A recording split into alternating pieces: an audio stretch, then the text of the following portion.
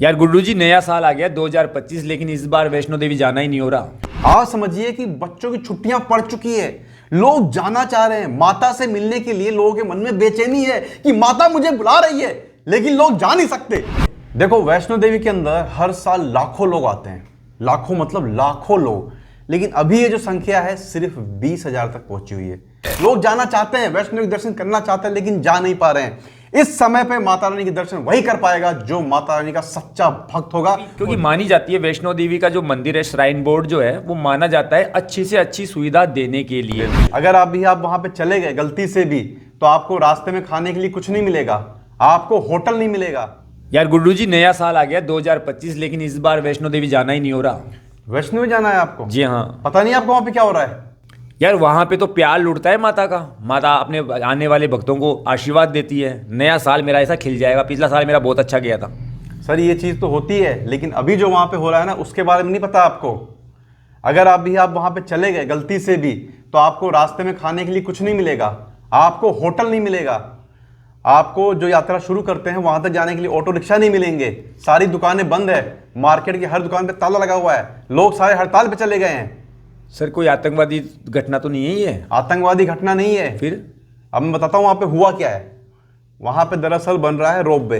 अच्छा। ठीक है। अभी तक माता वैष्णो देवी के धाम मतलब भवन तक जाने के 5 तरीके थे। पहला तरीका तो ये था कि आप चल जाओ पैदल पैदल। हाँ। दूसरा तरीका जो पिट्ठू वगैरह जो थे, खच्चर घोड़े वगैरह, उन पे बैठ के चल जाओ। तीसरा तरीका था कोई व्यक्ति जो चल नहीं सकता या कुछ दिक्कत है, तो उनके लिए पालकी की सुविधा थी, पालकी। तो पालकी में जाते थे। इसके अलावा हेलीकॉप्टर की सुविधा थी। ठीक है। और एक और सुविधा थी अभी, जो कुछ इलेक्ट्रिक कार वगैरह है, उनके थ्रू भी ऊपर तक जाया जाता था। तो अभी तक जो लोग हैं वो 5 तरीके से माता रानी के दर्शन करने जाते थे। लेकिन अब जो है छठा तरीका बनाने की कोशिश की गई, वो है रोपवे। कि जो भी व्यक्ति माता वैष्णो देवी के दर्शन करना चाहते हैं, रोपवे में बैठेंगे। और मुझे पता नहीं कि भवन तक जाना है या कहाँ तक जाना है, लेकिन रोपवे का वहाँ पे जो है प्रावधान रखा गया। तो ये तो मतलब वैष्णो देवी से जब अपन भैरव घाटी जाते हैं तभी तो रोपवे है ना वहाँ पे? वहाँ पे रोपवे है, लेकिन इस वाले रोपवे का भी कंफर्म नहीं है कहाँ से कहाँ तक चलना है। बट रोपवे चलना है। हाँ। और रोपवे के विरोध में वहाँ के जो लोकल दुकानदार हैं वो आ गए हैं। ठीक है। जो वहाँ पे रेस्टोरेंट वाले हैं वो विरोध के अंदर हैं। जो वहाँ पे ये ऑटो रिक्शा वाले हैं लोकल वगैरह, खच्चर वाले भी जो हैं, खच्चर वाले हैं, ये सब लोग वहाँ पे जो है अगेंस्ट में आ गए। तो ये सबने स्ट्राइक कर दी है। तो रोपवे से इन लोगों को क्या नुकसान हो रहा है? ये तो अच्छी बात है ना कि रोपवे, जैसे कई वृद्ध लोग होते हैं, कई बूढ़े लोग होते हैं, बच्चे होते हैं, वो चढ़ नहीं पाते, तो रोपवे के द्वारा वो आराम से पहुंच जाएंगे। तो इनको नुकसान क्या है इन चीज़ों से?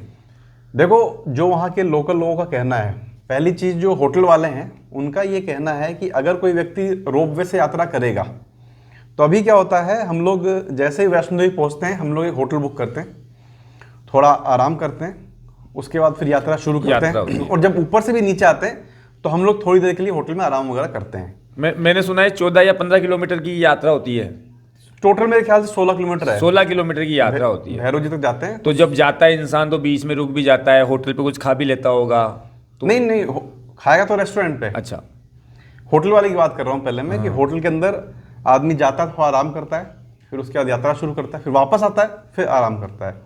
अब होटल वालों का ये कहना है कि अगर कोई व्यक्ति रोपवे से ऊपर जाएगा तो वो थकेगा ही नहीं, तो वो सीधा गया और सीधा आ गया, तो वो होटल लेगा नहीं। सेकंड चीज़, जो रेस्टोरेंट वगैरह हैं, जो खाना वाना सर्व करते हैं लोग, उनका ये कहना है कि भाई जब रोपवे सीधा ही जाएगा तो हमारे पास कौन खाने के लिए आएगा रास्ते में। ठीक है। थर्ड चीज़, जो ऑटो रिक्शा वाले हैं, जब भी आप वैष्णो देवी की यात्रा करते हो, पैदल करते हो, ठीक है, तो पैदल या कैसे भी यात्रा करते हो, तो जहाँ से यात्रा शुरू होती है, ठीक है, आपको जाना है 16 किलोमीटर, फिर वहीं पे आपको वापस आना है। तो जहाँ पे आप वापस आओगे, अब 16 दूनी 32 किलोमीटर पैदल चलने के बाद में आपकी हालत नहीं होती कि आप होटल तक या कहीं पैदल और चले जाओ। तो वहाँ पे बाहर बहुत सारे ऑटो रिक्शा वाले खड़े हो जाते हैं पहले से ही, जो कि आपको होटल तक लेके जाते हैं। अब अगर व्यक्ति रोपवे से जा रहा है तो उनका ये कहना है भाई व्यक्ति थकेगा ही नहीं। जब वो थकेगा ही नहीं तो नीचे आने के बाद ऑटो बुक करेगा ही नहीं। ठीक है। और भी जो लोकल शॉप वगैरह हैं वो ये कह रहे हैं कि यार आदमी फटाफट जाएगा, फटाफट आएगा, यहाँ शॉपिंग भी नहीं करेगा। तो इस तरह से वो लोग जो है हड़ताल कर रहे हैं। यानी जो नुकसान हो रहा है वो व्यापार में नुकसान हो रहा है, व्यापार में लोगों नुकसान के हो रहा है। रोजगार में नुकसान हो रहा है, पर एक तरह से फायदा तो हो रहा है ना लोगों को। देखो मेरा तो ये पर्सनल मेरा ही मानना है, हो सकता है मैं गलत हूँ सही हूँ। आप खाटू श्याम जी गए हो?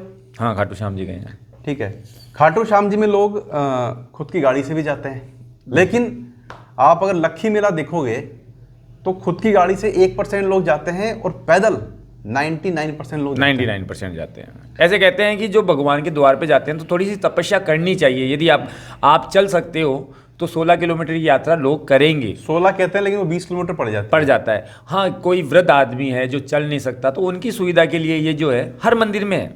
विकलांग भी कोई होगा तो उसके लिए भी एक अलग से व्यवस्था होती है, उसके लिए एक अलग से गाड़ी होती है या रास्ता होता है उसके लिए।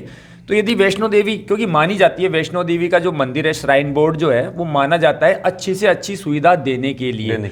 और ये रोप वे एक विकल्प है, लेकिन ये नहीं है कि ये जरूरी है कि जरूरी नहीं है, ये विकल्प है। हाँ। तो हम ये कहना चाहेंगे कि यदि रोपवे चालू भी होता है तो बहुत सारे लोग ऐसे हैं जो फिर भी पद यात्रा ही करेंगे, क्योंकि माता के दरबार में जो खाली मतलब पैदल चल के जाता है ना, उसकी मन्नतें अच्छा, एक काम कर लेते हैं, हम लोग कमेंट में पूछ लेते हैं जी कि अगर आज की तारीख में रोपवे स्टार्ट हो जाता है माता वैष्णो देवी के लिए, तो आप लोग जो है पैदल जाना पसंद करेंगे या रोपवे से जाना पसंद करेंगे, कैसे जाना पसंद है, कमेंट करके बताइएगा। हाँ, क्योंकि मैंने भी देखा है कि बहुत सारे लोगों से मैंने पूछा, और हम भी हर साल जाते हैं वैष्णो देवी, तो जो मजा आता है ना, जो पैदल चलने से जो मजा आता है, जो वो 7-8 घंटे का जो मजा आता है, तो रोप वे एक विकल्प है। वो उन लोगों के लिए है जो पद यात्रा नहीं कर सकते हैं, तो एक ये मेथड है।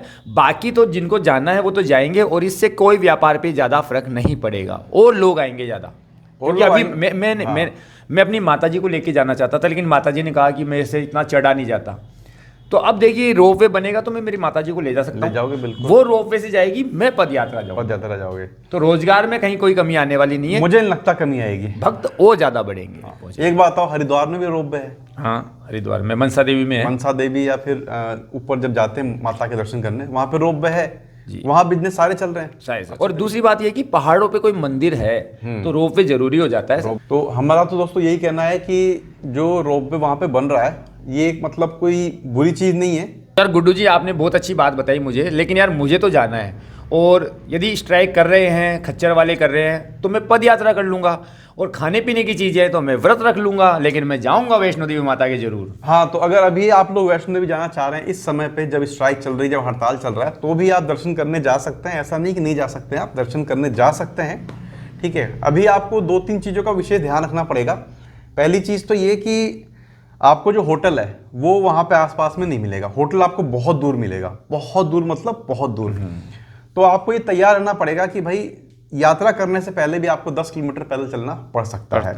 दूसरी चीज़, रास्ते में आपको खाने पीने की चीज़ें नहीं मिलेगी, तो वो चीज़ आप एक बार जहाँ यात्रा शुरू करेंगे जिस किसी भी होटल से, तो वहीं से पूरी तैयारी करके आप निकलें।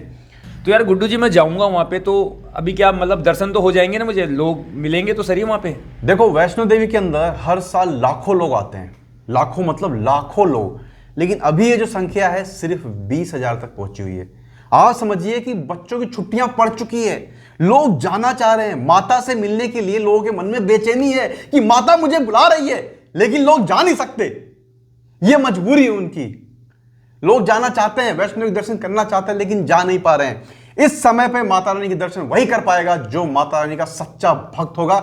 इसके अलावा मैंने ये भी देखा कि हमारी जो माता बहनें हैं अमेरिका से, इंग्लैंड से, पोलैंड से, स्विट्जरलैंड से, रशिया से, पता नहीं कहां कहां से दर्शन करने आ रही है, और उनके पास कोई सुविधा नहीं है, फिर भी वो पैदल जा रही है दर्शन करने। उन्होंने कहा ठीक है, हमें खाना नहीं मिलेगा, कोई दिक्कत नहीं, हम भूखे प्यासे जाएंगे, लेकिन हम माता रानी के दर्शन करके जरूर आएंगे। ये तो आस्था की बात है। आस्था की बात है। अभी जाना चाहते हो आप जा सकते हो, लेकिन आपको तकलीफ थोड़ी ज्यादा इस समय पे होगी। हाँ, लेकिन मैं वहाँ जैसे वहाँ पहुँच जाऊँगा, कटरा पहुँच जाऊँगा, तो चलने फिरने में वहाँ पे लोकल जो लोग हैं, मतलब मुझे रेस्टोरेंट नहीं मिलेगा, होटल नहीं मिलेगा, खच्चर नहीं मिलेंगे, बस यही तो तकलीफ होगी। बाकी मंदिर तो पूरा खुला हुआ है, मंदिर ओपन है, मंदिर में आप जा सकते हो, मंदिर में जा सकते हो, कोई दिक्कत नहीं, वहाँ दर्शन करो आप। ऊपर बर्फबारी भी हो रही है और बर्फबारी को भी एंजॉय कर सकते हो आप। तो मेरे साथ कौन कौन माता वैष्णो देवी के मंदिर में जाना चाहेगा, कमेंट में एक बार माता जी का जयकारा जरूर लगाई। जय माता की, जय माता। बोलो साचे दरबार की जय।